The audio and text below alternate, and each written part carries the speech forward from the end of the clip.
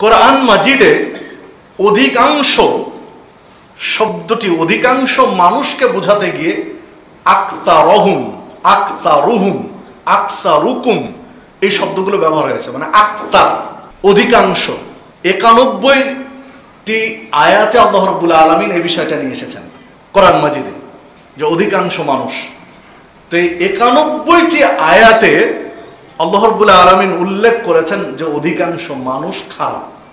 এই সাইডগুলো তুলে ধরেছেন 91টি জায়গাতে। তার মধ্যে দু একটি আয়াত আপনাদের কাছে পেশ করি।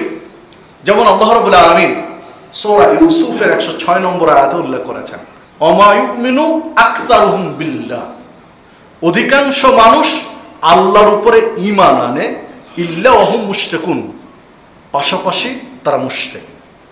যে অধিকাংশ মানুষ ঈমান আনার পরেও মুশরিক, মানে ঈমান এবং শিরক একসাথে আছে অধিকাংশ মানুষের।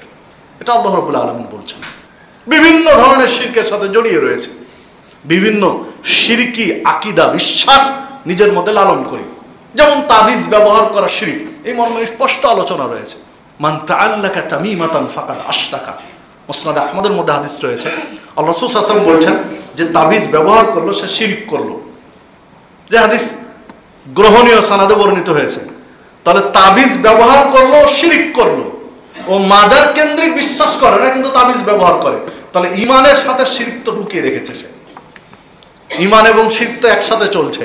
এভাবে যদি একটার পর একটা চিন্তা করেন তাহলে আপনি পেয়ে যাবেন।